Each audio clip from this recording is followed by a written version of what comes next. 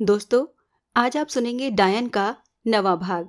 अगर आप इस चैनल पर नए हैं और आपने इसके पहले की कहानी नहीं सुनी है तो ऊपर आई बटन पर क्लिक करके आप सुन सकते हैं।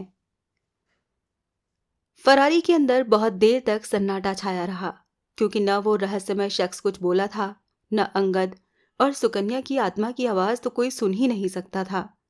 सभी कांच चढ़े हुए थे, एसी ऑन था। गाड़ी में जो बदबू थी, अंगद का जहन उसका अभ्यस्त हो गया था। गाड़ी में छाए तनावपूर्ण सन्नाटे से घबराकर उसने बहुत हिम्मत करके बातों का सिलसिला शुरू करने की मंशा से कहा, क्या मैं आपका नाम जान सकता हूं? अभिजीत। जैसे पुनः टीन के पत्ते को पत्थर पर घिसा गया। आत्मा तुरंत चीख पड़ी थी, ये झूठ बोल रहा है अंगद। जबकि अंगद के हलक से चीख निकली थी।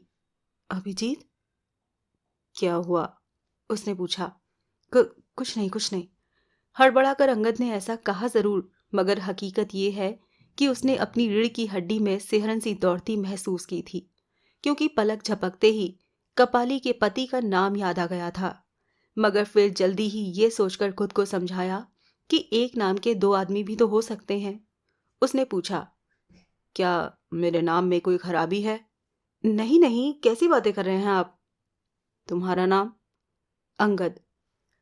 विले पार्ले पहुंचने की जल्दी क्यों है? मेरी 10 वर्ष की बेटी बहुत बीमार है। क्या हुआ है उसे? इस सवाल का जवाब वो पहले ही सोच चुका था। बोला, बहुत तेज बुखार है। बीवी का फोन आया होगा, उसने रोते हुए फौरन घर पहुंचने के लिए कहा होगा। हाँ, अंगद ने झूठ बोला। बेटा तो मेरा भी बीमार है।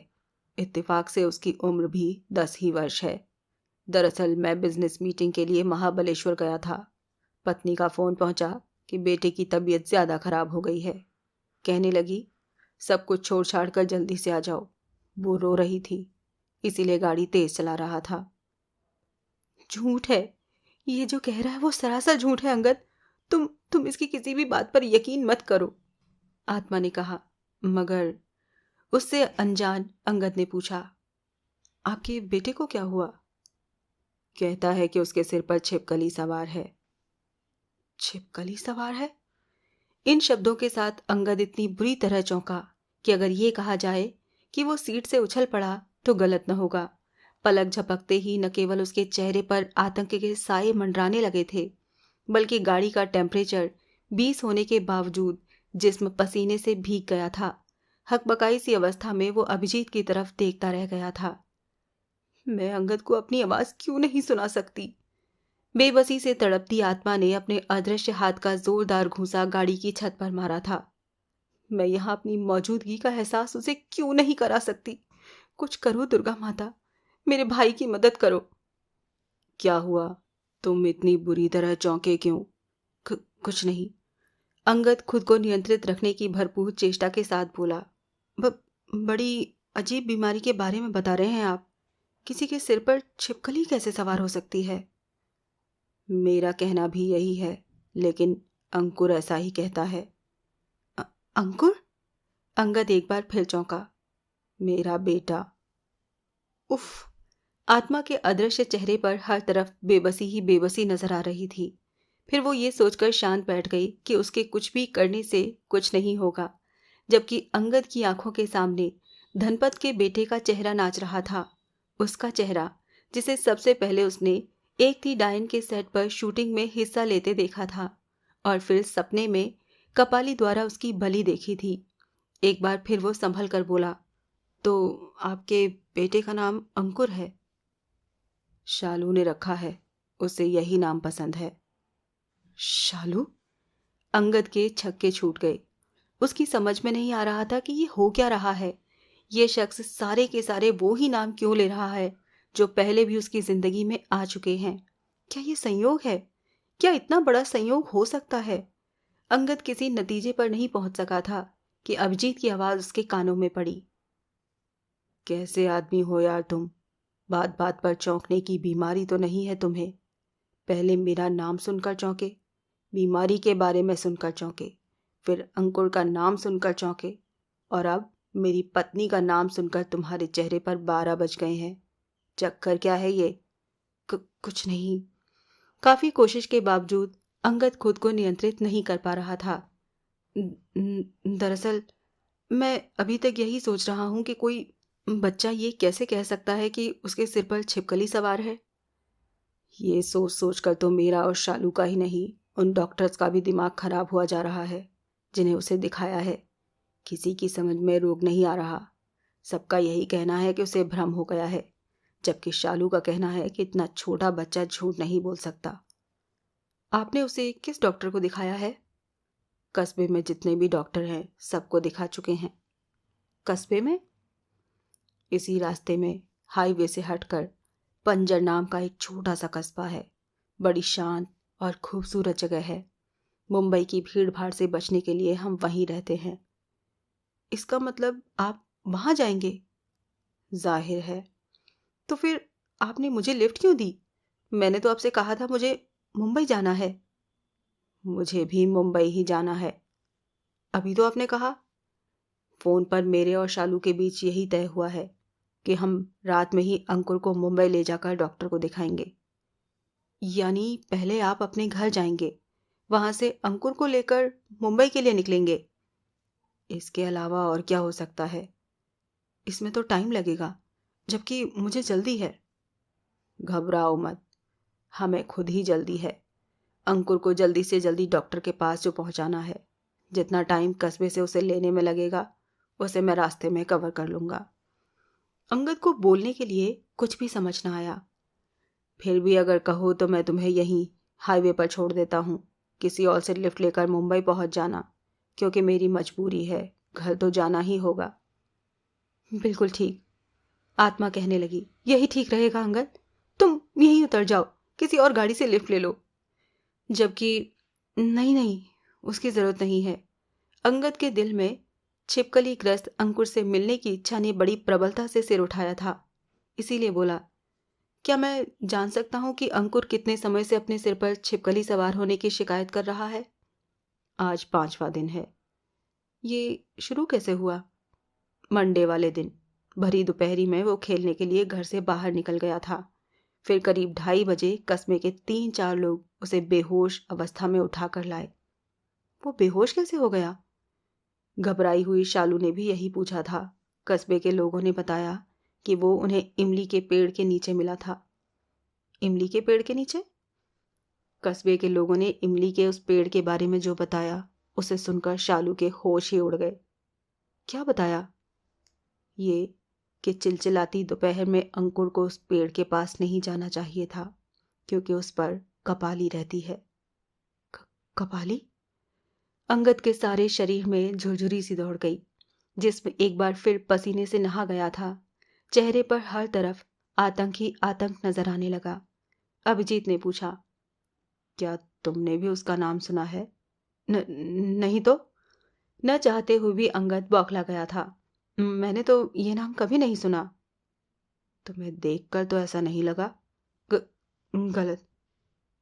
कपाली एक डायन है। डायन? अंगद की जुबान लड़खड़ा गई। ऐसा मैं नहीं, कस्बे के लोग कहते हैं।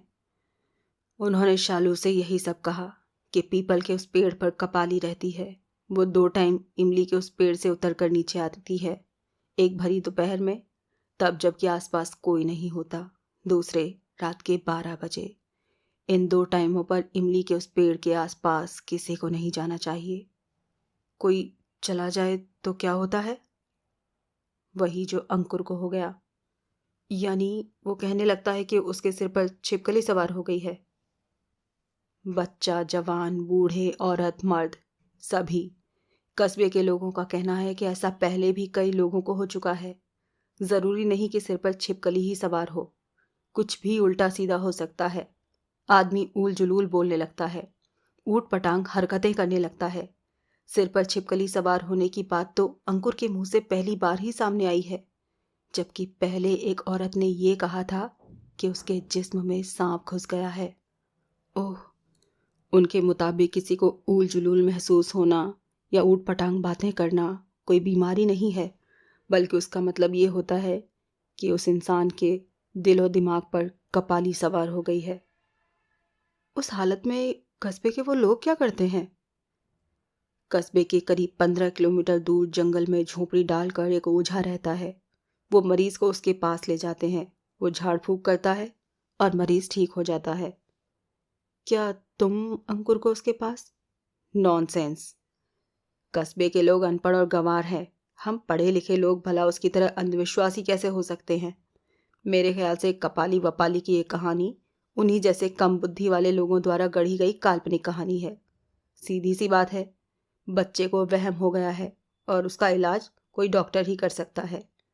अंगद को महकार द्वारा कहा गया हर शब्द याद आने लगा। ये कि उसने सुकन्या को मुंबई के बड़े से बड़े डॉक्टर को दिखाया था। कोई कुछ न कर सका। जी चाहा ये बात उसे बताए। अभिजीत कह रहा था, हालांकि शालू ने अंकुर को ओझा के पास ले जाने की बात कही थी, मगर मैंने डांट दिया। कहा कि उसे गंवार लोगों की बातों में नहीं आना चाहिए। अंगद की इच्छा उसे चंडिकामृत के बारे में बताने की भी हुई, मगर लगा अभिजीत उसे भी जाहिल और गंवार ही समझेगा। इसीलिए इस विचार को जहन से छिटकता हुआ बोला, क्या अंकुर ने बताया कि उसके सिर पर छिपकली कैसे सवार हुई?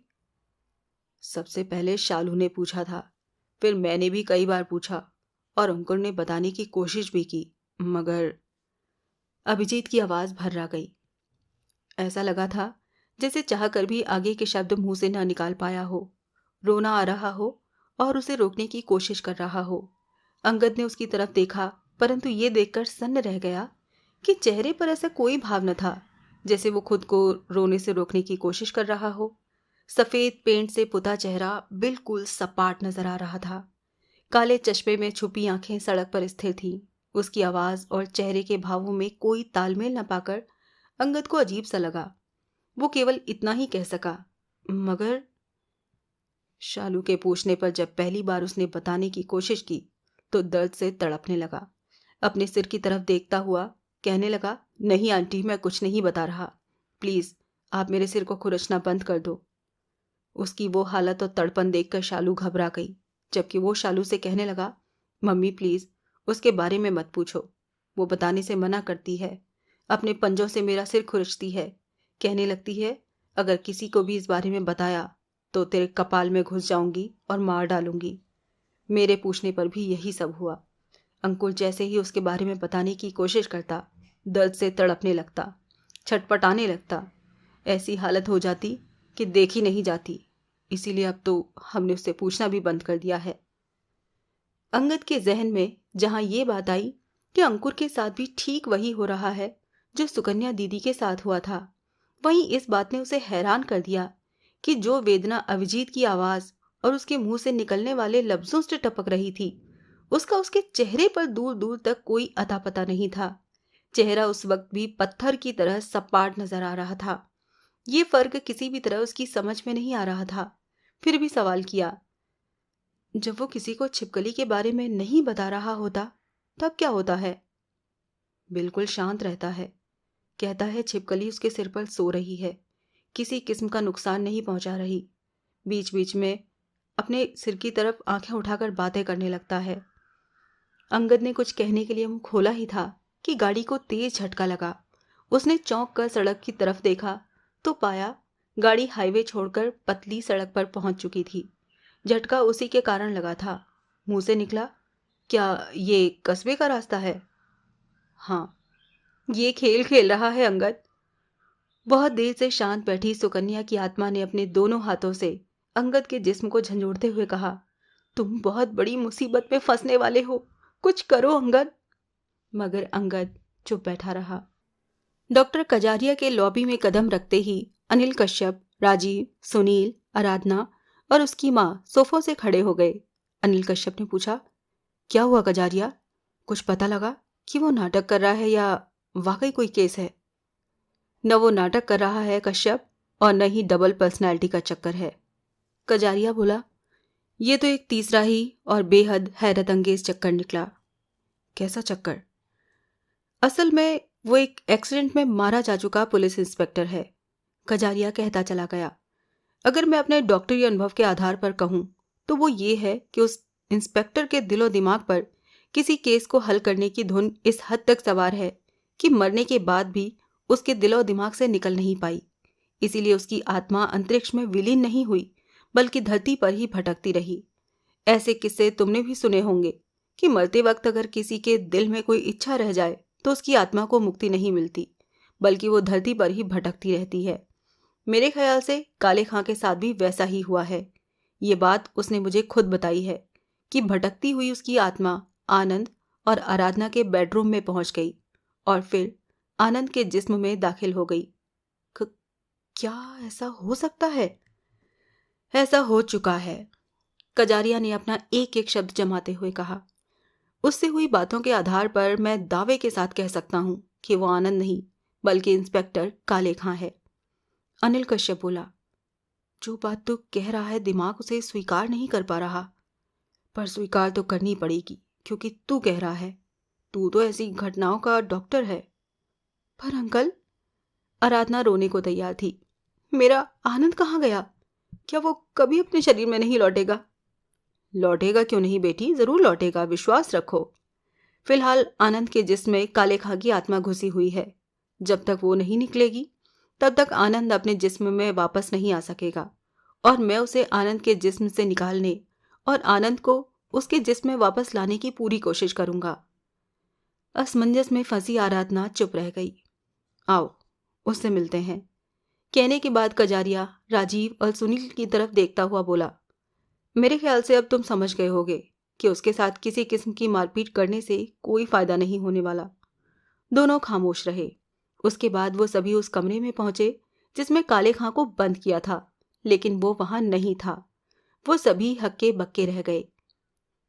गाड़ी हिचकोले खाती आगे बढ़ रही थी क्योंकि उस कम चौड़ी सड़क पर जगह जगह गड्ढे थे और फिर ज्यों-ज्यों वो आगे बढ़ते गए सड़क के दोनों तरफ फैला जंगल घना होता गया।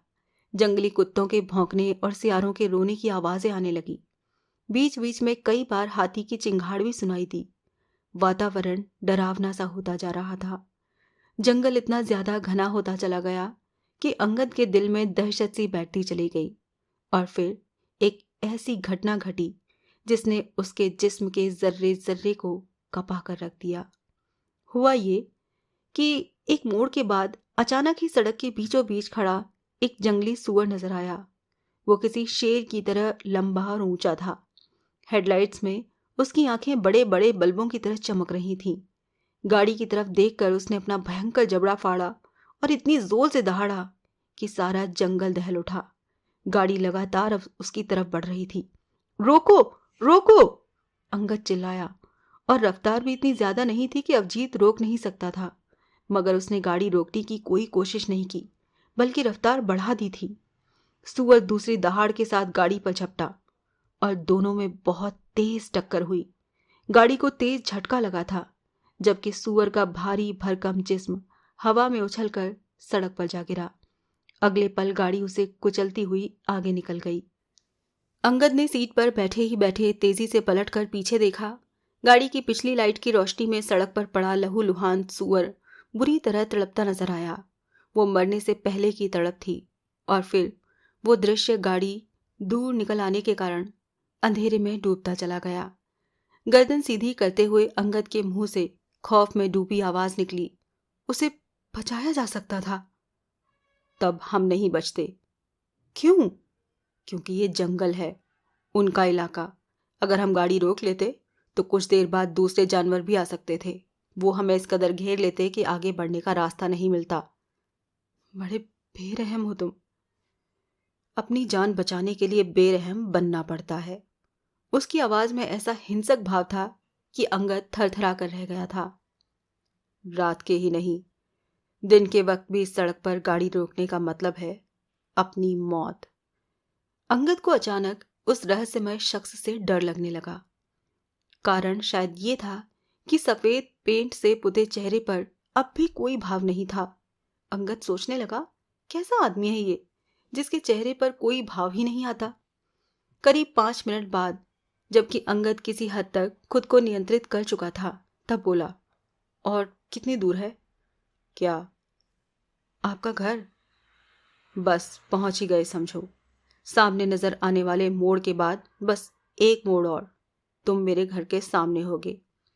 मगर पहला मोड़ पार करते ही एक नई मुसीबत नजर आई। गंदा कुर्ता और धोती पहने वो एक बूढ़ा आदमी था जो सड़क के बीचों बीच खड़ा अपने दोनों हाथ उठाए जाने क्या चिल्ला रहा था। उसके सिर और दाढ़ी के काले सफेद मिक्स बाल गंदे और लंबे थे। पैरों में कोई जूता चप्पल नहीं। अरे अरे अरे रोको, अरे अरे वो मर जाएगा। अभिजीत ने इस बार वैसी हरकत नहीं की जैसी सूअर के साथ की थी, बल्कि ब्रेक पैडल पर लगभग खड़ा हो गया। ऐसा न करता तो निश्चय ही बूढ़े का हाल भी सूअर जैसा हो जाता। गाड़ी सड़क पर घिसटते घिसटते रुकी, मगर बूढ़े ने इस बात की जरा भी परवाह नहीं की। उसके चेहरे पर डर या खौफ का कोई भाव नहीं था। दौड़ता हुआ वो विंडो के करीब आया जिसके पास अंगद बैठा था। उसके कांच को पीटता हुआ जोर जोर से चीखने लगा, खोलो खोलो इसे। हड़बड़ाए हुए अंगद ने कांच को नीचे सरकाया। बूढ़े ने चिल्लाकर पूछा, क्या तुमने मेरे पोते को देखा है? पोते को? अंगद के मुंह से निकला, हाँ, पता नहीं मेरा कभी रात के इस वक्त कहाँ चला गया। मैंने उससे मना कर रखा था कि रात को कभी कहीं न जाए। जरूर उसे किसी भूत प्रेत ने उठा लिया है। हे भगवान, मेरे जिगर का टुकड़ा कहीं किसी जंगली जानवर के जबड़े में न फंस जाए। अभिजीत गुर्राया, ये पागल है अंगद, कांच चढ़ाओ। पर ये कह रहा है कि मैंने कहा कांच चढ़ाओ। उसे ढूंढने में मेरी मदद करो बाबू। मुझे विश्वास है उसे कुछ नहीं हुआ होगा। वो मिल जाएगा। हम गाड़ी में बैठकर दूर दूर तक ढूंढ सकते हैं बाबू। बूढ़े की आवाज डूबती चली गई, क्योंकि अभिजीत ने न केवल अंगद की खिड़की का कांच अपनी तरफ से चढ़ा दिया था, बल्कि गाड़ी आगे भी बढ़ा दी थी। जाने क्या क्या चिल्लाता हुआ बूढ़ा गाड़ी के पीछे दौड़ा चला आ रहा था। अंगद की हालत बहुत विचित्र थी। बौखलाई हुई सी अवस्था में उसने अभिजीत से कहा था, रोको तो सही, सुनो तो सही उसकी बात। बेचारे का पोता खो गया है शायद। उसका पोता कई साल से खोया हुआ है। क्या मतलब? तभी से पागल हो रहा है वो। मैं उसे अच्छी तरह जानता हूँ। इतना ही काफी है कि मैंने उसे कुचल नहीं दिया। सक पकाया संगत चुप रह गया, जबकि सुकन्या की आत्मा पर जाने कैसा जुनून सवार हुआ था। वो चीख रही थी, इसकी बात पर यकीन मत करो अंगद, ये सरासर झूठ बोल रहा है। इसके पोते को इसी ने किडनैप किया है। अंगद बुद्ध बना बैठा था और अभिजीत ने गाड़ी की गति बढ़ा दी थी। बूढ़ा काफी पीछे छूट गया और अब तो फरारी सड़क का एक और मोड़ भी मुड़ चुकी थी। वो मोड़ पार करते ही हेडलाइट एक ऐसे मकान पर पड़ी जिसे देखते ही अंगद के जिस्म में झुरझुरी सी दौड़ गई। जंगल के बीचों बीच अंधेरे में किसी दैत्य की तरह खड़ा वो 2 मंजिला मकान था। उसे चारों तरफ से घने पेड़ों ने घेर रखा था। ऊपरी मंजिल की एक खिड़की के धुंधले पड़े कांच के पार बहुत ही मरियल सी पीली रोशनी नजर आ रही थी। बाकी सारा मकान अंधेरे में डूबा हुआ था। हालांकि सड़क उससे आगे भी थी, मगर अभिजीत ने गाड़ी वहीं रोक दी, इंजन बंद किया और हेडलाइट ऑफ करते ही चारों तरफ खूब अंधेरा छा गया। जाने क्यों उस वक्त अंगद के जहन में ये विचार बड़ी शिद्दत से कौंधा था कि इस शख्स के साथ यहाँ आकर उसने अपने जीवन की बहुत बड़ी गलती की है। यहाँ बस यही एक मकान है। अभिजीत ने ड्राइविंग डोर खोलकर बाहर निकलते हुए कहा था, पंजर नाम का कस्बा यहाँ से 1 किलोमीटर दूर है। अंगद के कानों में बस उसकी आवाज पड़ी थी।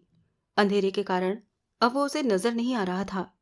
गाड़ी का दरवाजा खोलते वक्त उसने अपने हाथ को कांपते महसूस किया और जमीन पर पैर रखते वक्त टांगें भी कांप रही थीं।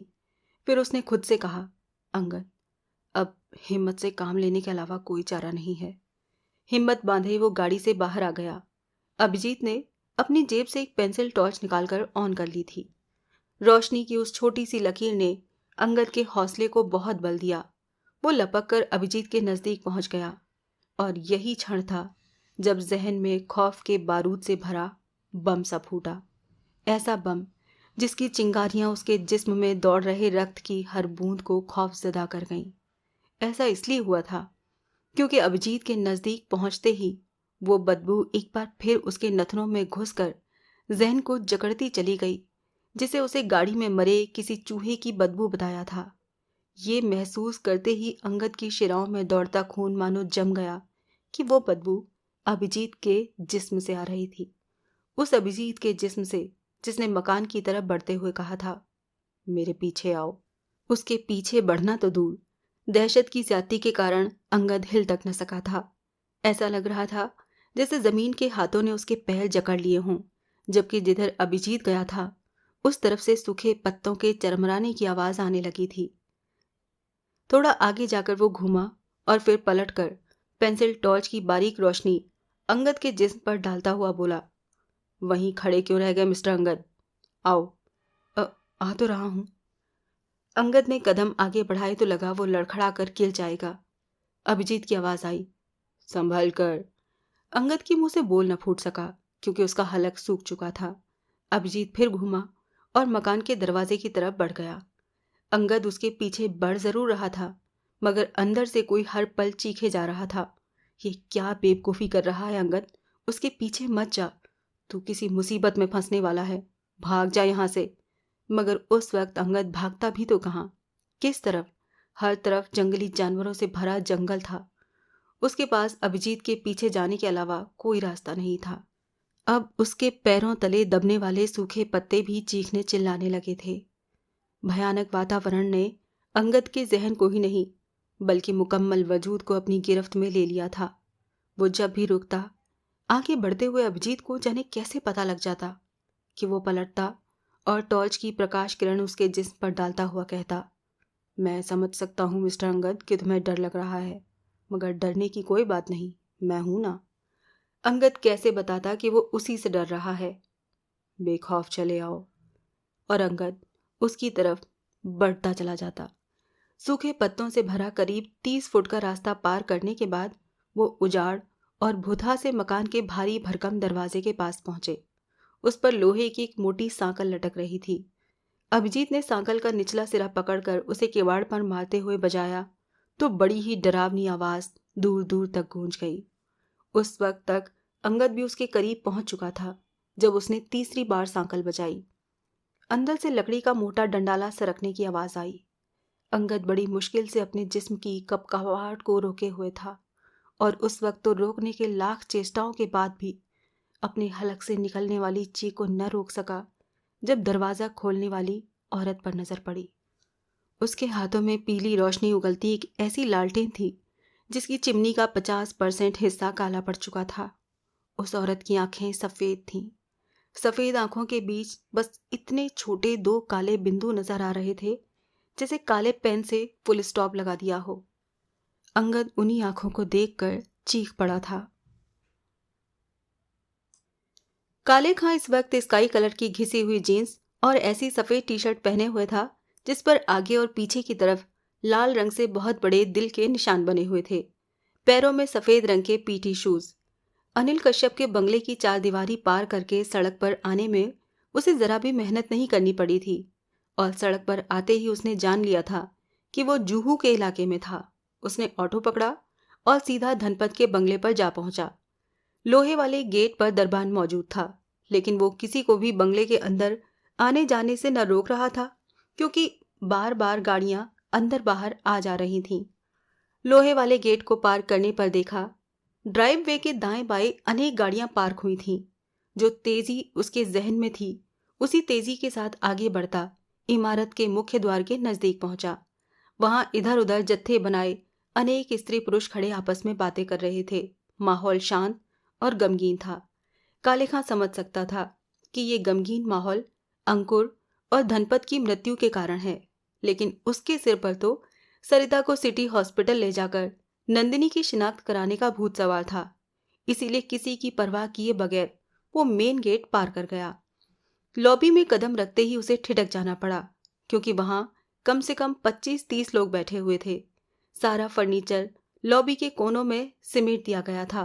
फर्श पर दरी और दरी के ऊपर सफेद चादरें बिछी हुई थीं। सब लोग उन्हीं पर बैठे थे।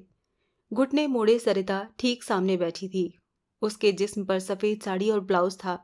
साड़ी का पल्ला सिर पर ढका हुआ और आंखों पर था काला चश्मा। काले खां समझ सकता था कि ये चश्मा उसने अपने आंसुओं को छुपाने के लिए लगा रखा है। उसके गुलाबी चेहरे पर इस वक्त हर तरफ गम की लकीरें नजर आ रही थीं। वो नजरें नीची किए बैठी थी। इतने लोगों की मौजूदगी के बावजूद माहौल में ऐसी शांति थी कि सुई भी गिरे तो बम के धमाके जैसी आवाज हो। उस तक पहुंचने के लिए काले खां को जमीन पर बैठे मातम पुलसी करने आए लोगों के बीच से गुजरना जरूरी था और वहां के माहौल ने उसे एकाएक ही ऐसा करने की इजाजत नहीं दी। जहन में ये बात भी कौंधी थी कि अगर सरिता से वो ये कहेगा कि वो काले खां है तो उसके द्वारा यकीन मानने का सवाल ही नहीं उठता। निश्चय ही वो उसे कोई पागल समझेगी। तो फिर उसे कैसे वो अपने साथ सिटी हॉस्पिटल ले जाए? इस प्रश्न ने उसे काफी देर तक अपने स्थान पर खड़ा रखा। वो जल्दी से जल्दी उसे लेकर नंदिनी के पास पहुंचना चाहता था और हालात ऐसे थे नहीं। फिर दिमाग में एक तरकीब आई और फिर जरा भी हिचकिचाहट दिखाए बिना जमीन पर बैठे लोगों के बीच से गुजरता हुआ सरिता के करीब पहुंचा। सरिता ने चेहरा उठाकर उसकी तरफ देखा। काले खां उसके कान पर झुकता हुआ बोला, मुझे इंस्पेक्टर काले खां ने भेजा है।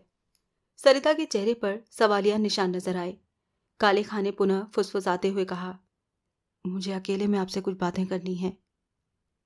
मैं यहां से उठ नहीं सकती, उसने उदास स्वर में कहा। समझने की कोशिश कीजिए, इंस्पेक्टर साहब ने शालू को गिरफ्तार कर लिया है। वो चौंकी, चेहरे पर गुस्से के भाव उभरे। वो समझ सकता था कि ये भाव शालू के लिए हैं। मुंह से केवल इतना ही निकला, तो इंस्पेक्टर साहब आपसे उसकी शिनाख्त कराना चाहते हैं। शिनाख्त? बहुत चालू है वो, बार बार कह रही है कि वो शालू नहीं है, जबकि इंस्पेक्टर साहब अच्छी तरह जानते हैं कि वही शालू है। मगर आप पढ़ी लिखी हैं, कानून को समझ सकती हैं। पुलिस बगैर गवाह के कुछ नहीं कर सकती। आप जब उसके सामने पहुंचेंगे और कहेंगे कि वही शालू है तो उसकी सारी चालाकियां धरी रह जाएंगी। आपके सामने तो वो खुद ही टूट जाएगी। उसके बाद उसके मुंह से ये कबूल कराना इंस्पेक्टर साहब का काम होगा कि अंकुर और धनपत की हत्या उसी ने की है। सरिता पुनः चौंकी, उनकी भी? हाँ, इंस्पेक्टर साहब के पास पूरे सबूत हैं कि अंकुर की ही नहीं, धनपत की हत्या भी शालू ने ही की है। चलो, मैं चल रही हूं। कहने के साथ ही वो उठ खड़ी हुई। मातम पुरसी करने आए लोगों में हलचल सी मच गई। सरिता ने हाथ जोड़े और कहा, माफी चाहूंगी, मुझे जरूरी काम से पुलिस स्टेशन जाना है। सबके चेहरों पर क्यों उभरा था, मगर बोला कोई कुछ नहीं। अब सरिता लोगों के बीच से निकलती हुई काले खां के पीछे पीछे मेन गेट की तरफ बढ़ी। पोर्च और ड्राइववे के आसपास खड़े लोगों के जहन में भी सरिता को देखकर ये सवाल उभरा था कि वो किसके साथ कहाँ जा रही है, लेकिन पूछा किसी ने कुछ नहीं। ड्राइवर जरूर लपकता हुआ गाड़ी के नजदीक पहुंच गया था। गाड़ी का पिछला गेट खोलने के लिए हैंडल पकड़ती हुई सरिता ने उससे पूछा था, तुम कैसे आए हो? परमिशन हो तो मैं अपनी बाइक यहीं छोड़कर आपकी गाड़ी से और साथ चलूं आपके? पिछला गेट खोलकर बैठती हुई सरिता ने उसे मुंह परमिशन दे दी और वो लपक कर ड्राइवर के बगल वाली सीट पर बैठ गया। गाड़ी बैक होने के बाद सड़क पर पहुंची ही थी कि काले खां ने ड्राइवर से कहा, सिटी हॉस्पिटल। पीछे बैठी सरिता ने टोका, हॉस्पिटल या पुलिस स्टेशन? हॉस्पिटल चलना है मैडम, क्योंकि एक छोटे से एक्सीडेंट के बाद शालू हल्की सी जख्मी हो गई है। काले खां ने प्रभावशाली स्वर में कहा था, आपको उसकी शिनाख्त वहीं करनी है। सरिता खामोश हो गई। काले खां को भी अब ज्यादा बोलने की जरूरत नहीं थी। वो अपने मिशन में कामयाब हो गया था। लेकिन उसी समय जहन में ये विचार कौंधा, क्या इस बार मैं कामयाब हो पाऊंगा? मैंने 2 बार शालू का चित्र बनवाने की कोशिश की, लेकिन दोनों बार कुछ न कुछ घटनाएं घट गईं। एक बार धनपत से और दूसरी बार अखिल से शिनाख्त करानी चाहिए, दोनों ही मारे गए। तीसरी बार तब जबकि इस इरादे से उसे लेकर सरिता के पास आ रहा था तो जीप का ऐसा एक्सीडेंट हुआ कि मैं ही मर गया। क्या इस बार मैं सरिता को उसके सामने ले जा सकूंगा या फिर से कोई अनहोनी घटना घट जाएगी? ये सवाल काले खां के जहन में बहुत तेजी से चकराने लगा था। और अगर ये कहा जाए तब भी गलत न होगा कि ये सोचकर उसके दिल की धड़कनें बढ़ने लगी थीं कि कहीं फिर कुछ ऐसा न हो जाए जिसके बारे में उसने कल्पना तक न की हो, जिसके साथ 1-2 नहीं पूरी 5 घटनाएं घट चुकी हों। उसके जहन में ऐसी शंका उभरना स्वाभाविक था, मगर सभी शंकाएं निर्मूल साबित हुईं। कहीं कुछ नहीं हुआ और गाड़ी सिटी हॉस्पिटल के गेट के सामने जा पहुंची। सरिता को साथ लिए वो फर्स्ट फ्लोर पर पहुंचा और उस वक्त उसका दिल धाड़ धाड़ की आवाज पैदा करता पसलियों पर सिर पटकने लगा था। जिस वक्त 125 की तरफ बढ़ा, सोच रहा था आखिर वो वक्त आ ही गया जब वो नंदिनी की शिनाख्त कराने वाला है। रूम का दरवाजा खुला हुआ था, पर्दा पड़ा था और काले खां एक झटके से पर्दा हटाकर अंदर दाखिल हुआ। नंदिनी बेड की पुश्त से पीठ टिकाए हुई थी। काले खां को उत्तेजित अंदाज में अंदर आते देखकर चौंकी। फिर उसने थोड़े नागवारगी वाले अंदाज में पूछा, कौन है आप और ये किस तरह कमरे में घुसे चले आए हैं? काले खां के जवाब देने से पहले सरिता ने अंदर कदम रखा और वो नंदिनी को देखकर चौंक पड़ी थी। चौंकी नंदिनी भी थी उसे देखकर। वो दोनों ही एक दूसरे को देखकर थोड़ी बहुत नहीं बल्कि अच्छी खासी चौंकी थीं। इस कदर कि नंदिनी के चेहरे पर नजर पड़ते ही सरिता जहां की तहां जाम हो गई थी और सरिता को देखकर नंदिनी का मुंह खुला का खुला रह गया था। उनकी वो हालत देखकर काले खां को सफलता की गंध आई और खुशी से झूमता हुआ सा बोला, यही है ना मैडम, यही है ना शालू? सरिता ने कोई जवाब नहीं दिया। अवाक मुद्रा में वो खड़ी की खड़ी रह गई, जैसे बुरी तरह शॉक्ड हुई हो। कुछ देर तक नंदिनी की हालत भी वैसी ही रही थी, लेकिन फिर गुलाबी और रस भरे होठों पर एक बड़ी सी रहस्यमयी मुस्कान थिरकी। सरिता की तंद्रा अभी तक नहीं टूटी थी। नंदिनी के होठों पर थिरकने वाली मुस्कान ने काले खां का जहन चिड़चिड़ाहट से भर दिया। लगभग चीख कर सरिता से कहा, आप जवाब क्यों नहीं देती मैडम? यही शालू है ना? शालू? ये नहीं तो। झूठ, आप झूठ बोल रही हैं। अरे, आप इस तरह चीख क्यों रहे हैं? मैं भला झूठ क्यों बोलूंगी? ये शालू नहीं है। तो फिर कौन है ये? सरिता ने कुछ कहने के लिए मुंह खोला ही था कि उससे पहले नंदिनी बोल पड़ी, ये भला क्या जाने कि मैं कौन हूं? तुम चुप रहो। काले खां आपे से बाहर होकर दहाड़ा। क्यों चुप रहूं? जब मैं ही इन्हें नहीं जानती तो ये मुझे क्या जाने? और मैं आपसे पूछ रहा हूं सरिता मैडम। नंदिनी की बात पूरी होने से पहले ही काले खां न सिर्फ सरिता के करीब पहुंचा बल्कि उसके दोनों कंधे पकड़कर झंझोड़ता हुआ चीखा, आपसे पूछ रहा हूं, ये शालू है या नहीं? आप डरिए मत, किसी बात से मत डरिए आप, ये आपका कुछ नहीं बिगाड़ सकती। मत भूलिए कि ये चालाक लड़की आपके बेटे की हत्यारी है। बड़ी ही बेरहमी से इसने अंकुर की बलि दी थी, उसका दिल तक निकाल कर खा गई थी और धनपत जी की हत्या भी इसी ने की है। इसे फांसी के फंदे तक पहुंचाना आपका धर्म है और ऐसा केवल तब होगा जब आप कहेंगी कि हाँ, यही शालू है, आपके पति की सेक्रेटरी शालू। छोड़िए मुझे। कहने के साथ एक झटके से सरिता ने खुद को उससे छुड़ाया। आप हैं कौन और क्यों इस तरह चीख रहे हैं? क्यों एक शरीफ और मासूम लड़की को मेरे मुंह से शालू कहलवाना चाहते हैं? और इंस्पेक्टर काले खां कहाँ है? मैं ही हूं इंस्पेक्टर काले खां, वो चीख रहा था। और मैं दावे से कह सकता हूं कि आप झूठ बोल रही हैं। यही लड़की शालू है, बहुत शातिर है ये। इसने आंखों ही आंखों में आपको डरा दिया है। एक ऐसी औरत को झूठ बोलने पर मजबूर कर दिया है जिसके पति और बेटे की हत्या की है उसने। मैं फिर कहता हूं, आप डरिए मत, बेखौफ होकर शिनाख्त कीजिए। मेरे रहते ये आपको कोई नुकसान नहीं पहुंचा सकेगी। तुम इंस्पेक्टर काले खां? हाँ मैडम, मैं ही काले खां हूं। काले खां को क्या मैं जानती नहीं? सरिता ने भन्नाकर कहा था। मुझे तो तुम कोई पागल लगते हो। काले खां के कुछ भी कहने से पहले बाहर से भागते दौड़ते कदमों की आवाज सुनाई दी और फिर हॉस्पिटल स्टाफ के 4-5 आदमी दौड़ते हुए कमरे में आए। वो सभी बुरी तरह हाँफ रहे थे और बदहवास अवस्था में थे। उनमें से एक ने पूछा, क्या हुआ यहाँ? मैं धनपत की पत्नी सरिता हूं। पता नहीं ये कौन पागल आदमी है जो मुझे ये कहकर यहाँ ले आया कि इंस्पेक्टर काले खां ने मेरे बेटे और पति की हत्यारी शालू को पकड़ लिया है और मुझे उसकी शिनाख्त करनी है। ये मुझसे जबरदस्ती एक बेकसूर लड़की को शालू कहलवाना चाहता है और इतना ही नहीं, ये खुद को इंस्पेक्टर काले खां बता रहा है। हाँ हाँ हाँ, मैं काले खां हूं। मैंने जिस्म चेंज कर लिया है। सब हैरान रह गए, क्योंकि भला कोई भी किसी के जिस्म चेंज करने की बात को सच कैसे मान सकता था। बेड पर अदलेटी नंदिनी के चेहरे पर भी हैरत के भाव थे। वो ये कहे बगैर न रह सकी। मैं ये नहीं कह सकती मिस्टर कि तुम कौन हो, मगर ये दावा जरूर पेश कर सकती हूँ कि तुम काले खां नहीं हो सकते, क्योंकि मैं उन्हें अच्छी तरह जानती थी। और क्या चालाक लड़की! वो उसी एक्सीडेंट में मारे जा चुके हैं जिसमें मैं जख्मी हुई। वही बात तो समझाने की कोशिश कर रहा हूं मैं सबको। ये बात आसानी से किसी की समझ में नहीं आएगी, लेकिन मुझे लगता है कि तेरी समझ में आ रही है। तेरे होठों पर नाचने वाली ये मुस्कान कह रही है कि तू मेरी बेबसी का मजा लूट रही है। लेकिन एक दिन मैं सबको समझा दूंगा कि मरने के बाद बस मेरा शरीर बदला है। पता नहीं आप मुझ पर क्या क्या इल्जाम लगा रहे हैं। मैं इल्जाम लगा रहा हूं? मैं तुझ पर इल्जाम लगा रहा हूं, बज्जात लड़की? दहाड़ने के साथ वो उस पर झपट ही जो पड़ा। नंदिनी बचाओ बचाओ चिल्लाने लगी। हॉस्पिटल के स्टाफ ने झपट कर उसे पकड़ लिया और घसीटते हुए कमरे से बाहर ले गए। महाराज चंडिकामृत दुर्लभ काले पत्थर से बनी महाकाली की मूर्ति के ठीक सामने चंदन के आसन पर बैठे ध्यान में डूबे थे कि हौले से चौंके।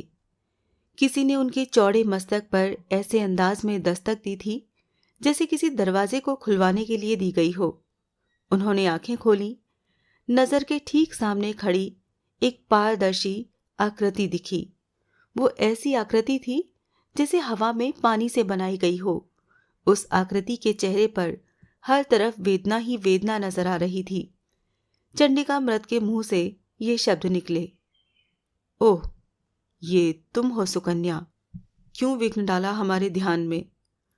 सुकन्या की आकृति ने कहा, आप यहां बैठे हैं और वहां मेरा भाई कपाली के जाल में फंस गया है।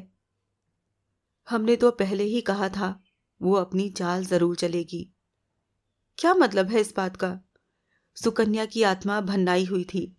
ऐसा कैसे हो सकता है कि आप मेरे भाई को खतरे में डालकर खुद यहां चैन से ध्यान लगाए बैठे रहें? बहुत गुस्से में हो? क्या आप नहीं जानते कि मैं अंगद से कितना प्यार करती हूं? चंडिकामृत मुस्कुराए। बड़ी ही सौम्य मुस्कान थी वो। शांत स्वर में बोले, क्या हुआ है, कुछ बताओ तो सही। ऐसा क्या है महाराज जो आपको नहीं पता? फिर भी तुम्हें बताना चाहिए। रोष युक्त स्वर में आत्मा कहती चली गई, कपाली ने आपके दिए महामृत्युंजय यंत्र और मंत्र को छीनने के लिए एक भूत और पिशाचनी को सड़ी हुई लाशों के जिस्म में कैद करके भेजा है। उनके जिस्म से बदबू उठ रही है। भूत ने लिफ्ट देने के बहाने। चंडिकामृत ने उसकी बात काट कर कहा, जब तक अंगद के गले में मंत्र और यंत्र है तब तक वो उसे हाथ भी नहीं लगा सकते। इसके लिए उन्होंने एक बच्चे को किडनैप किया है। वो जो भी कराएंगे उसी बच्चे से कराएंगे। मेरा भाई बहुत भावुक है और उन्होंने सारा षड्यंत्र उसकी इसी कमजोरी का फायदा उठाने के लिए रचा है। वो जानते हैं कि एक समय ऐसा आएगा जब जज्बातों में फंसा अंगद यंत्र मंत्र को अपने गले से निकाल देगा। अगर ऐसा हो गया तो फिर अंगद किसी हालत में नहीं बच पाएगा। वो लोग उसे मार डालेंगे। तुम अभी तक इस धरती पर क्यों भटक रही हो? मतलब? मदद करो अपने भाई की। मजाक मत कीजिए महाराज। काश कि मैं ऐसा कर सकती। आप जानते हैं कि मैं सब कुछ देख सकती हूँ, सुन सकती हूँ, मगर कर कुछ नहीं सकती। मुझे तो आपकी दिव्य दृष्टि के अलावा कोई देख भी नहीं सकता। मैं तो हवा हूँ, सिर्फ हवा, जिसे आपके अलावा न कोई देख सकता है न सुन सकता है। मेरे पास कोई ताकत नहीं है महाराज। कौन कहता है कि तुम्हारे पास ताकत नहीं है? अगर होती तो मदद मांगने आपके पास ना आती, वहीं उस भूत और पिशाचनी के जिस्मों के टुकड़े टुकड़े कर देती। बड़े आश्चर्य की बात है सुकन्या कि तुम्हें ये मालूम है कि तुम हवा हो और तुम ये नहीं जानती कि हवा में कितनी ताकत होती है। मतलब? वो देखो। चंडिकामृत ने भवन के एक तरफ इशारा करते हुए कहा, चौकी पर पीतल का एक विशाल कलश रखा है। देख रही हूं। कितना भारी होगा वो? मैं समझ नहीं पा रही कि आप क्या पूछ रहे हैं। बहुत ही साधारण सवाल है सुकन्या। अपने अनुमान से उसका वजन बताओ। करीब 100 किलो तो होगा। तुम हवा हो, तेजी से उससे टकराओ। हवा को कभी चोट नहीं लगती, चोट उसे लगती है जिससे हवा टकराती है। सुकन्या की आकृति के चेहरे पर ऐसे भाव उभरे जैसे पलक झपकते ही उसे परम ज्ञान मिल गया हो, और फिर उसके जबड़े भिंचते चले गए। आकृति हवा में विलीन होने लगी। चंडिकामृत की दिव्य दृष्टि हवा के गोले को इतनी तेजी से घूमता हुआ देख सकती थी जैसे किसी शरारती बच्चे ने फिरकनी घुमा दी हो। और फिर हवा में ही घूमता हवा का वो गोला कलश से जा टकराया। कलश अपनी जगह से उछलकर करीब 10 फुट दूर मौजूद पीछे वाली दीवार से जोरदार आवाज के साथ टकराया और टनटनाहट की आवाज करता हुआ फर्श पर लुढ़कने लगा। अचानक ही भवन में जैसे अंधड़ सा आ गया था। न केवल भारी भरकम पीतल के घंटे जोर जोर से हिलने और बजने लगे थे, बल्कि गुंबद में लटका फानूस भी झटके खाने लगा था। भवन में सुकन्या की आवाज गूंजी, आप महान है महाराज चंडिकामृत, आप इसीलिए महान हैं क्योंकि सामने वाले को उसकी ताकत का एहसास कराते हैं। चंडिकामृत के होठों पर सबको भली लगने वाली मुस्कान नृत्य कर रही थी, जबकि घूमता हुआ हवा का गोला बाहर निकल गया। काले खां ने जो बताया उसे सुनने के बाद पुलिस कमिश्नर उसकी तरफ ऐसे अंदाज में देखने लगा था जैसे अपने सामने बैठे संसार के 9वें आश्चर्य को देख रहा हो। थोड़ा नियंत्रित होने के बाद बोला, बड़ी हैरत अंगेज और अविश्वसनीय कहानी सुना रहे हो तुम। ये कहानी नहीं है सर, हकीकत है। आप जैसे चाहे मेरी परीक्षा ले सकते हैं। मैं कह ही चुका हूं, राजपाल को बुला लीजिए, उससे पूछिए कि एक्सीडेंट से पहले जीप में मेरे नंदिनी और उसके बीच जो बातें हुई थीं वो अक्षरक्ष बताई हैं या नहीं। अगर मैं कोई और हूं तो वो बातें मुझे कैसे पता होंगी। कमिश्नर ने कुछ कहने के लिए मुंह खोला था कि राजपाल ने अंदर कदम रखते हुए सैल्यूट किया। कमिश्नर ने राजपाल से एक्सीडेंट के बारे में पूछा। राजपाल ने पूरी घटना वैसी ही बताई जैसी काले खां ने बताई थी। जीप में हुई एक एक बात भी उसने वही बताई जो कमिश्नर के सामने बैठा काले खां पहले ही बता चुका था। कमिश्नर के चेहरे पर आश्चर्य काबिज हो गया था, जबकि काले खां के नए चेहरे पर सफलता और प्रसन्नता के भाव थे।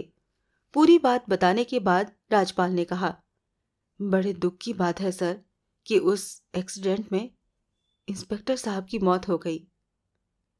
अगर हम कहें कि इंस्पेक्टर काले खां नहीं मरा तो तब तो बहुत अच्छी बात है, मगर जब मैं होश में आया तो मुझे यही बताया गया कि वो नहीं रहे। कमिश्नर ने काले खां की तरफ इशारा करते हुए कहा, ये बैठे हैं तुम्हारे इंस्पेक्टर काले खां। ये? राजपाल बौखला गया। उसे लगा कि कमिश्नर साहब उससे मजाक कर रहे हैं। ये वो कैसे हो सकते हैं? इनका दावा तो यही है। वो राजपाल से बोला, ये सच है राजपाल, मैं काले खां ही हूं। शरीर बदल गया है मेरा। शरीर बदल गया? हैरत से राजपाल की आंखें फट गईं। अपने शरीर से निकलने के बाद मैंने दुर्घटना स्थल का सारा मंजर देखा, तुम्हारा ऑपरेशन भी। उसके बाद वो एक ही सांस में सब कुछ बताता चला गया। राजपाल की आंखें इस तरह फट पड़ी जैसे अभी कटोरियों से कूदकर नीचे गिर जाएंगी। काले खां के चुप होने पर उसने सवाल किया, आपने बताया कि आनंद के इस जिस्म में आने के बाद भी आप नहीं माने और सरिता को लेकर नंदिनी की शिनाख्त के लिए हॉस्पिटल पहुंचे। क्या आप मुझे बताएंगे वहां क्या हुआ? सरिता ने उसकी शिनाख्त शालू के रूप में की या नहीं? वहां जो कुछ हुआ था उसे विस्तार से बताने के बाद काले खां ने कहा, अब मैं दावे के साथ कह सकता हूं कि नंदिनी ही शालू है। उसने आंखों ही आंखों में सरिता के दिल में कोई ऐसा डर बिठा दिया कि उसने उसे पहचान कर भी पहचानने से मना कर दिया। यानी वो डायन अभी भी आपसे खेल रही है? मतलब? ये शब्द एक साथ दोनों के मुंह से निकला। कम से कम मुझे तो यही लगता है सर, राजपाल ने कमिश्नर की तरफ देखते हुए कहा। खेल ये चल रहा है कि इंस्पेक्टर साहब रूहानी ताकतों को मानने के लिए तैयार नहीं है और रूहानी ताकतें इस बात पर आमादा हैं कि इन्हें अपनी ताकत के वजूद का एहसास करा कर रहें। अपनी बात को प्रूव करने के लिए उन ताकतों ने इन्हें इनके ओरिजिनल जिस्म से निकालकर दूसरे जिस्म में डाल दिया। अब तो मान जाइए सर, उसने सीधे काले खां से कहा था। इस घटना के जरिए रूहानी ताकतों ने आपको ये बताने की कोशिश की है कि वो क्या क्या कर सकती हैं। कमिश्नर बोला, इसका मतलब तो ये हुआ राजपाल कि तुमने इसे काले खां स्वीकार कर लिया है। माफ कीजिएगा सर, क्या आपने स्वीकार नहीं किया? अगर नहीं किया है तो क्या आप मुझे एक कारण बताएंगे? सवाल हमारे स्वीकार या अस्वीकार करने का नहीं है, उन्होंने बहुत ही गंभीर स्वर में कहा। सवाल है कानून का, और कानून को भले ही चाहे जितनी दलीलें दे दी जाएं, लेकिन वो सामने बैठे शख्स को काले खां के रूप में स्वीकार नहीं कर सकता। जो काले खां सरकारी सर्विस में था, पुलिस इंस्पेक्टर था, उसकी मौत हो चुकी है। उसकी लाश सबके सामने है। कहाँ है मेरी लाश? काले खां ने पूछा। मोर्चरी में। मैं उसे देखना चाहता हूं सर। आओ। कहने के साथ ही कमिश्नर कुर्सी से खड़ा हो गया। वो दोनों भी खड़े हो गए और फिर मोर्चरी में पहुंचे। कमिश्नर ने उन्हें काले खां की लाश दिखाई। उसे देखते वक्त काले खां के नए चेहरे पर अजीब से भाव थे। कैसी अजीब बात है सर, दुनिया का शायद मैं वो पहला शख्स हूं जो अपनी ही लाश देख रहा हूं। कमिश्नर कुछ नहीं बोला। काले खां ने कहा, एक रिक्वेस्ट करूं सर? रिक्वेस्ट? जब तक मैं न कहूं तब तक मेरी इस लाश का अंतिम संस्कार न किया जाए, बल्कि किसी लेप के साथ सुरक्षित रखा जाए। उससे क्या होगा? मैं अपने इस शरीर को वापस हासिल करके रहूंगा। कहते वक्त उसके चेहरे पर जलजले के जैसे भाव थे। कैसी बेवकूफी की बातें कर रहे हो? भला अपना शरीर दोबारा कैसे हासिल किया जा सकता है? अगर मैं इस शरीर से निकलकर अंगद के शरीर में आ सकता हूं तो वापस अपने शरीर में भी जा सकता हूं। माफ करें सर, राजपाल बोला। अब भी आपकी समझ में ये बात क्यों नहीं आ रही कि जो चमत्कार हुआ है वो आपने नहीं किया, बल्कि रूहानी ताकतों ने किया है? काले खां तपाक से बोला। और तेरे ख्याल से रूहानी ताकत हमारे सामने नंदिनी के रूप में है? मुझे तो ऐसा ही लगता है। तो फिर वही मुझे मेरे शरीर में वापस लाएगी। आप फिर गलत लाइन पर जा रहे हैं सर। राजपाल की स्थिति ऐसी हो गई जैसे अपने बाल नोच लेना चाहता हो। इस बात को आप समझ क्यों नहीं रहे हैं कि वो आपके साथ चाहे जो कर सकती है, लेकिन आप उससे कुछ नहीं करा सकते। मैं तुम्हें उसे मजबूर करके दिखाऊंगा। उफ! राजपाल अपने माथे पर हाथ मारकर रह गया। उसे छोड़िए सर, आप मेरी रिक्वेस्ट पर ध्यान दीजिए, वो कमिश्नर से बोला। बस कुछ दिनों के लिए मेरी डेड बॉडी को महफूज रखिए। सब कुछ हमारे हाथ में नहीं है। मतलब? तुम्हारे परिवार वाले, तुम्हारी बीवी डेड बॉडी की डिमांड कर रही है, इसीलिए इस बॉडी पर हक तो उन्हीं का है। वो अंतिम संस्कार करना चाहेंगे तो हम रोक नहीं सकते। मैं उन्हें मना लूंगा। कैसे? वो आप मुझ पर छोड़िए सर, वो राजपाल की तरफ पलटता हुआ बोला। तू मेरे साथ चल। कहाँ? मेरे घर, और कहाँ? कमिश्नर ने कहा। हम भी चल रहे हैं। अंगद की चीख के कारण विचित्र और डरावनी आंखों वाली उस औरत के हाथ से लालटेन मानो छूटते छूटते बची थी, जिसके चेहरे पर सफेद पेंट पुता हुआ था। उसने भी सिर से पांव तक काला लबादा पहन रखा था और उसके जिस्म से भी वैसी ही बदबू उठ रही थी जैसी कि अभिजीत के जिस्म से। उसने चौंक कर अभिजीत की तरफ देखते हुए पूछा, ये कौन है अभिजीत? अभिजीत मानो हकपका गया था, जैसे जवाब देते न बना हो। अंगद की घिग्गी बंधी हुई थी, जूड़ी के मरीज की तरह कांप रहा था वो। क्या हुआ मिस्टर अंगद? अभिजीत ने पूछा। अंगद के मुंह से निकला, ये औरत मेरी पत्नी है, शालू। इस इस इसकी आंखें बचपन से ऐसी हैं, क्या किया जा सकता है, कुदरत के आगे किसी का वश नहीं चलता। वो कहता चला गया। अगर मुझे जरा भी इल्म होता कि तुम इन आंखों को देखकर डर जाओगे तो पहले ही तुम्हें इनके बारे में बता देता। ये चेहरे पर ये पेंट, इसे भी एलर्जी है। अंगद ने उनके जिस्मों से उठती बदबू के बारे में पूछना चाहा, पर मुंह से आवाज न निकल सकी। शालू ने पूछा, अभिजीत, तुमने बताया नहीं, ये कौन है? अंगद ने महसूस किया कि उसकी आवाज भी अभिजीत जैसी ही थी, ऐसी जैसे कि लोहे की पत्ती को पत्थर पर रगड़ा गया हो। उसे सब कुछ अजीब लग रहा था, अलग लग रहा था। बहुत बुरी फीलिंग आ रही थी, मगर समझ नहीं पा रहा था कि चक्कर क्या है। अभिजीत ने अपनी उसी आवाज में कहा, इसका नाम अंगद है। मैंने इसे बंबई तक के लिए लिफ्ट दी है। बड़ा अजीब आदमी है। लालटेन की पीली रोशनी में अपनी विचित्र आंखों से वो अंगद को ऊपर से नीचे तक देखती हुई बोली थी। मुझे देखते ही ऐसे चिल्लाया जैसे चुड़ैल देख ली हो। बुरा मत मानो शालू, क्या तुम ये नहीं सोच सकती कि रात के इस वक्त यहाँ तक आते आते कोई भी नया शख्स खौफ से गोला बन सकता है। ये बेचारा पहले से ही बहुत डरा हुआ था। तुम्हारी आंखें देखी तो चीख ही पड़ा। क्यों मिस्टर अंगद, मैंने कुछ गलत तो नहीं कहा? नहीं, अंगद इतना ही कह सका। अभिजीत शालू से बोला, वैसे ये बुरा नहीं है। आओ। हाथ में लालटेन लिए वो पीछे हटी। पहले अभिजीत ने चौखट पार की, उसके पीछे अंगद ने। हालांकि तब तक अंगद खुद को काफी हद तक नियंत्रित कर चुका था, मगर थरथराहट अभी भी जिस्म में बाकी थी। जाने वो कौन सी ताकत थी जो कानों में वहां से भाग जाने के लिए फुसफुसा रही थी, मगर भाग कर वो जाता भी कहां। अभिजीत ने पलटकर दरवाजा वापस बंद किया। भारी भरकम डंडाला सरकाने के बाद वो पलटा ही था कि शालू ने शिकायती सुर में कहा, मैंने जल्दी आने के लिए कहा था, तुमने फिर भी इतनी देर कर दी। अंकुर को संभालना भारी हो रहा था।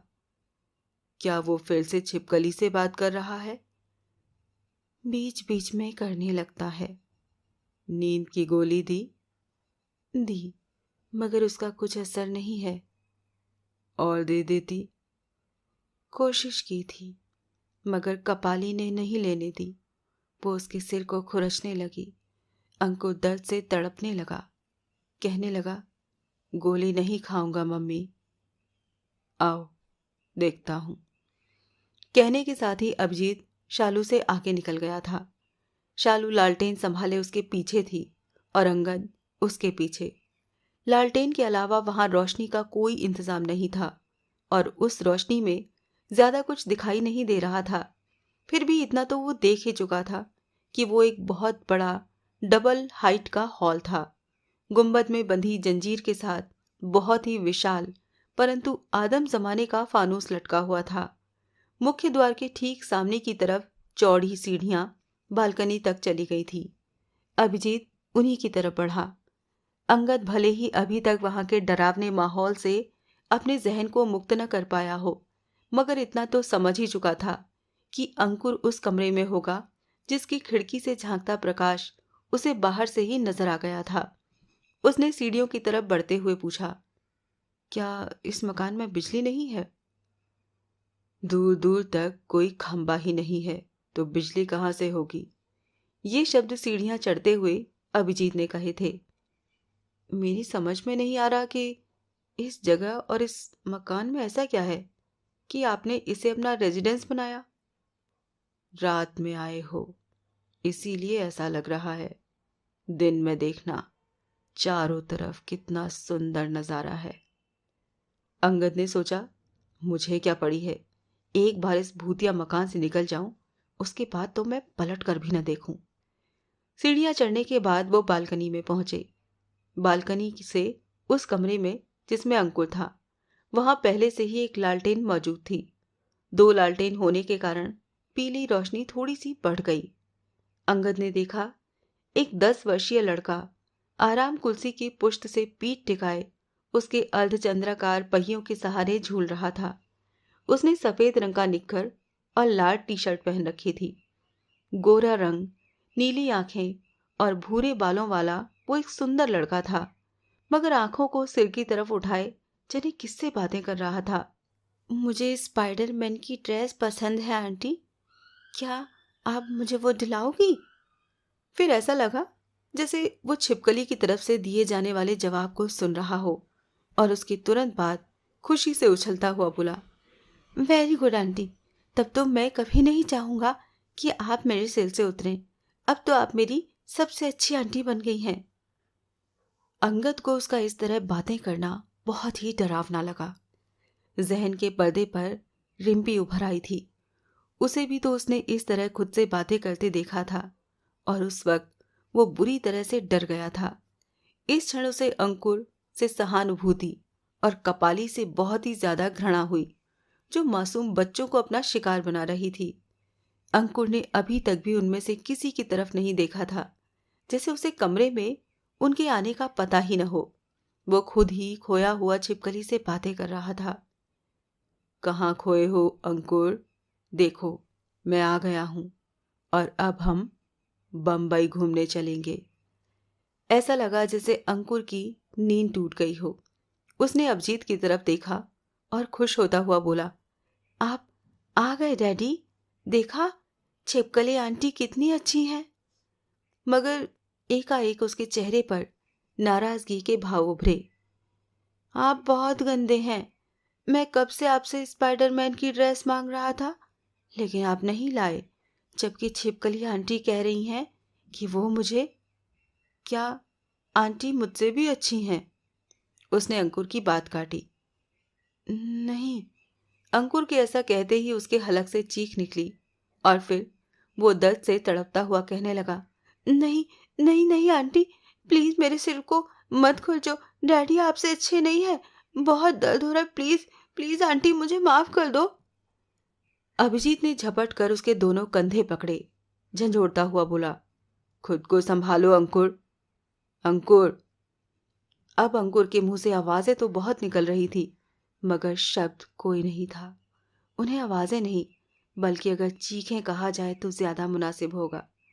अभिजीत के बंधनों में जकड़ा वो इस तरह तड़प रहा था जैसे गर्म रेत पर पड़ी मछली तड़प रही हो। शालू भी उसकी तरफ लपकी थी, मगर वो दोनों में से किसी के भी काबू में नहीं आ सका। अभिजीत चीखा, मैं इसे पकड़े हूं शालू, तुम नींद का इंजेक्शन तैयार करो, इसे वही लगाना होगा। लेकिन लेकिन अभिजीत। शालू की आवाज में एक मां की तड़प थी। अगर उस हालत में छिपकली इसके कपाल में घुस गई तो? कुछ नहीं होगा, तुम इंजेक्शन तैयार करो। अभिजीत दर्द से तड़पते मचलते अंकुर को संभालने की कोशिश करता हुआ बोला। शालू कमरे के कोने में रखी एक मेज की तरफ झपटी, कांपते हाथों से उसकी दराज से सिरिंज और इंजेक्शन निकाला। उधर अभिजीत के लिए दर्द से छटपटाते अंकुर को संभालना मुश्किल हो रहा था। उसकी चीखें सारे मकान में गूंज रही थी और अंगद के देखते ही देखते वो उसे रिम्पी की शक्ल में नजर आने लगा। उसे लगने लगा कि वो उसकी रिम्पी है, जिसके कपाल में कपाली घुसने वाली है। महकार के शब्द याद आए कि ये किस किस तरह सुकन्या का कपाल गुब्बारे की तरफ फट गया था। उस सब को याद करते हुए अंगद के चेहरे पर जज्बातों की आंधी चल रही थी और फिर वो बहुत जोर से चीख पड़ा, ठहरो। अभिजीत और शालू ने चौंक कर उसकी तरफ देखा। अंदाज ऐसा था जैसे बिजली से चलने वाले पुतले स्विच ऑफ होने पर रुक गए हों, जबकि अंकुर पर कोई फर्क नहीं पड़ा था। अभिजीत की बंधनों में जकड़ा वो उसी तरह छटपटा रहा था और चिल्ला रहा था। अंगद का हाथ अपने गले में पड़े ताबीज पर गया और फिर एक ही झटके में ताबीज उसके हाथ में था। साथ ही वो बड़े भावुक अंदाज में बोला, छोड़ दो उसे। क्या कर रहे हो ये? अभिजीत बोला। उसकी बात पर ध्यान दिए बगैर अंगद ने अपने उस हाथ को आगे किया जिसमें ताबीज था और बड़े ही जुनूनी अंदाज में अंकुर से कहा, इधर देख कपाली, इधर। चीखते हुए अंकुर ने ताबीज की तरफ देखा और चमत्कारिक अंदाज में न केवल चीखना बंद कर दिया, बल्कि उसके चेहरे पर खौफ के लक्षण उभर आए। नहीं नहीं नहीं, इसे मुझसे दूर रखो। भाग जा यहां से, छोड़ दे इस बच्चे का पीछा। नहीं नहीं। तो फिर ठीक है, मैं इसे तुम्हारे गले में डालूंगा। कहने के साथ ही दांतों पर दांत जमाए अंगद उसकी तरफ बढ़ा। हकबकाया सा अभिजीत अंकुर को छोड़ चुका था। वो और शालू भले ही हतप्रभ नजर आ रहे हो, मगर क्षण भर के लिए उनकी नजरें मिली थीं और होठों पर एक मुस्कान उभर आई थी। अंगद उस मुस्कान को नहीं देख पाया, क्योंकि इस वक्त उसका पूरा ध्यान अंकुर पर था। उस अंकुर पर जो ताबीज को देखता हुआ डर के मारे पीछे हट रहा था। अंगद को पूरा यकीन हो गया था कि ताबीज अंकुर को कपाली से मुक्त करा देगा, इसीलिए एक ही जंप में उसके नजदीक पहुंचा और बगैर किसी संकोच के ताबीज उसके गले में डाल दिया। अंकुर एक चीख के साथ जमीन पर जा गिरा और यही क्षण था जब उस कमरे में ही नहीं बल्कि पूरे मकान में अभिजीत और शालू की आवाजें गूंजने लगी। खौफनाक अट्टहास थे वो। अंगद ने चौंक कर उनकी तरफ देखा तो देखता ही रह गया। उसके पूरे जिस्म में 440 वोल्ट का करंट दौड़ गया था, क्योंकि ठीक उसी समय उन्होंने अपने लबादे उतार कर फेंक दिए थे। अब वो बिल्कुल नंगे थे, भीभत्स और डरावने। हड्डियों पर यहाँ वहां सड़ा हुआ गोश्त लटक रहा था। एक ही झटके में अभिजीत ने अपनी आंखों से चश्मा उतारकर एक तरफ उछाल दिया। उसकी आंखें देखकर अंगद कांप गया, क्योंकि वो भी ठीक शालू की आंखों जैसी थी।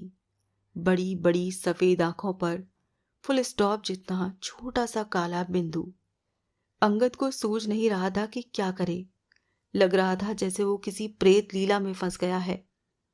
अब तू नहीं बच सकता अंगद, अभिजीत ने खतरनाक अंदाज में उसकी तरफ बढ़ते हुए कहा था। अब तेरे पास वो यंत्र और मंत्र नहीं है जिसके रहते हम तुझे स्पर्श तक नहीं कर सकते थे। आगे बढ़ती हुई शालू बोली, ये सारा खेल तुझसे ताबीज लेने के लिए ही खेला गया। हम तो ताबीज को हाथ लगा नहीं सकते थे, इसीलिए आदमी के बच्चे को किडनैप करके उसे समझाया कि अगर वो खुद को बचाना चाहता है तो उसे क्या करना होगा। बौखलाए हुए अंगद ने मूर्ख की तरह पूछा, क्या क्या तुम कपाली के आदमी हो? दोनों जबड़े फाड़ कर हंसे। फिर अभिजीत ने कहा, हा हा हा, आदमी नहीं मूर्ख, आदमी नहीं, मैं प्रेत हूं और ये पिशाचिनी। इसी बीच लड़का भी उठकर खड़ा हो गया था और अभिजीत तथा शालू के भीभत्स रूप देखकर बुरी तरह डर गया था। कमरे के कोने में चिपका वो रोता हुआ बोला, मुझे बचा लो अंकल, ये लोग मुझे मार डालेंगे। अंगद की समझ में और कुछ आया हो या न आया हो, मगर ये बात जरूर आ गई थी कि इस मुसीबत से उसे सिर्फ वो ताबीज ही बचा सकता है। और फिर उसने बच्चे की तरफ जंप लगा दी थी, मगर उस तक पहुंच न सका था, क्योंकि उससे पहले ही प्रेत के सड़े हुए पैर की ठोकर उसके जबड़े पर पड़ी थी। हलक से चीख निकालता हुआ अंगद दूर जा गिरा। खौफ की ज्यादती के कारण कोने में सिमटा बच्चा बुरी तरह रो रहा था।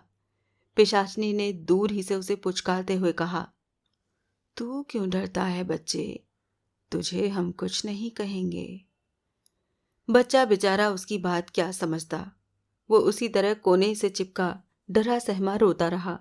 हालांकि अंगद काफी तेजी से उठा था, लेकिन उठते ही उसने अपनी गर्दन प्रेत के उन हाथों के बीच पाई जिन पर सड़ा हुआ गोश्त चिपका हुआ था। खुद को मुक्त करने की उसने भरपूर चेष्टा की, मगर नाकामयाब रहा। प्रेत ने उसे खिलौने की तरह हवा में उठा लिया था। सांसें रुकने लगी थीं, मुंह से घूं घूं की आवाजें निकलने लगी, चेहरा सुर्ख होता चला गया, जीभ बाहर आने लगी और यहां तक कि आंखें कटोरियों से निकलने को तैयार हो गईं। अंगद को एहसास हो गया था कि अब वो किसी भी हालत में बच नहीं सकेगा। लेकिन तभी हवा का एक तेज झोंका प्रेत के जिस्म से टकराया। वो झोंका इतना तेज था कि प्रेत के हाथ से न सिर्फ अंगद की गर्दन छूट गई, बल्कि उसका जिस्म हवा में तिनके की मानिंद उड़ता हुआ एक दीवार से जा टकराया। उसकी पकड़ से मुक्त होते ही अंगद फर्श पर जा गिरा था। उधर पिशाचिनी प्रेत का अंजाम देखकर हैरान थी कि हवा का वही तेज झोंका खुद उसके जिस्म से भी टकराया और उसका भी वही अंजाम हुआ। उसके बाद तो जैसे कमरे में तेज हवाओं के अंधड़ चलने लगे थे। अंगद ने फर्श से उठने की कोशिश जरूर की थी, लेकिन कमरे में चल रहे तूफान ने उसे भी कामयाब नहीं होने दिया। लड़का भी फर्श पर गिर चुका था और प्रेत तथा पिशाचनी पर तो जैसे कयामत टूट पड़ी थी। वो समझ नहीं पाए थे कि कौन सी आफत है जो हवा का गोला बनकर उन पर टूट पड़ी है। फिरकनी की मानिंद तेजी से घूमता हुआ हवा का वो गोला उन्हें संभलने का मौका नहीं दे रहा था। रह रहकर उनके जिस्म दीवारों से टकरा रहे थे और जल्दी ही वो पल आ गया जब उनके जिस्म वहीं पड़े रह गए और कपाली द्वारा उनमें कैद की गई प्रेत और पिशाचिनी की रूहें वहां से भाग खड़ी हुईं। सुकन्या की आत्मा इतने गुस्से में थी कि उसने उनके बेजान जिस्मों को भी कई बार उड़ा उड़ा कर दीवारों पर मारा। हवा के तेज अंधड़ों के रुकते ही अंगद खड़ा हुआ और अपने चेहरे पर परम आश्चर्य के भाव लिए चारों तरफ देखने लगा। सारा मंजर ही बदला हुआ था। प्रेत और पिशाचनी के बेजान जिस्म फर्श पर पड़े थे। हवा ने उन दोनों के अलावा कमरे में मौजूद किसी भी वस्तु को कोई नुकसान नहीं पहुंचाया था। यहाँ तक कि दोनों लालटेनें भी यथास्थान रखी पीली रोशनी फेंक रही थी। अंगद समझ नहीं पा रहा था कि ये सब क्या हुआ, कैसी हवा थी वो। तभी कमरे में रोते हुए बच्चे की आवाज गूंजी, मुझे माफ कर दो अंकल, मैंने वही किया जो उन दोनों ने कहा था। अगर मैं वो नहीं करता तो वो मुझे मार डालते। अंगद ने आगे बढ़कर उसे गले से लगा लिया और बोला, डर मत बेटा, मेरी समझ में सब कुछ आ गया है। तेरे बाबा तुझे ढूंढते फिर रहे हैं, मैं तुझे उनके पास पहुंचा दूंगा। वो अंगद से इस तरह लिपट गया जैसे कभी अलग न होगा। अंगद ने उसे गोद में उठाया और ये सोचने में समय नहीं गंवाया कि कमरे में अचानक इतनी तेज हवा क्यों चली थी। उसने एक हाथ में लालटेन ली और कमरे से बाहर निकल आया। लगभग दौड़ते हुए सीढ़ियां उतरा। उस वक्त वो हॉल से गुजरकर मुख्य दरवाजे की तरफ बढ़ रहा था जब बाहर से उसी बूढ़े की दर्दनाक आवाज सुनाई दी जिसे उस प्रेत ने पागल बताया था। वो अब भी जंगल में कबीर कबीर पुकारता फिर रहा था। बच्चा बोला, ये तो मेरे बाबा की आवाज है। बच्चे को गोद में उठाए अंगद लगभग दौड़ता हुआ मुख्य द्वार पर पहुंचा, उसे खोला और बाहर निकल गया। उधर लालटेन की रोशनी ने जंगल में भटक रहे बूढ़े की आंखों को अपनी तरफ खींचा और उधर देखते ही उसकी नजर एक लड़के की गोद में मौजूद अपने पोते पर पड़ी तो वो कबीर कबीर कहता हुआ उसकी तरफ दौड़ा, मगर भावनाओं के वेग के कारण वो लड़खड़ा कर उस जमीन पर गिर गया जिस पर सूखे पत्ते बिछे हुए थे। इधर कबीर भी बाबा बाबा चिल्लाता हुआ अंगद की गोद से निकलने के लिए मचलने लगा था। अंगद दौड़कर बूढ़े के करीब पहुंचा और उसे सहारा देकर उठाया, मगर इस वक्त बूढ़े का ध्यान अपनी चोटों की तरफ नहीं था। उसने अंगद की गोद से कबीर को इस तरह छीना जैसे मणि वाले सांप ने किसी से अपनी खोई हुई मणि को छीन लिया हो। वो बार बार कबीर को चूमने लगा। उस दृश्य को देखकर अंगद की ही नहीं, सुकन्या की भी आंखों में आंसू थे। कबीर ने बूढ़े को बता दिया था कि उसे एक भूत और भूतनी अपने साथ मकान में ले गए थे। उनसे मुझे इन अंकल ने बचाया है। बूढ़ा अंगद के पैरों में गिर गिर कर शुक्रिया अदा करने लगा। तब अंगद ने ये कहते हुए कबीर के गले से तावीज निकाला कि कबीर से उन शैतानों ने इसके सिर पर छिपकली सवार होने की एक्टिंग कराई थी, जबकि इससे मुझे कबीर जैसे ही एक ऐसे बच्चे की रक्षा करनी है जिसके सिर पर सचमुच गंदी कपाली छिपकली बनकर सवार होती है।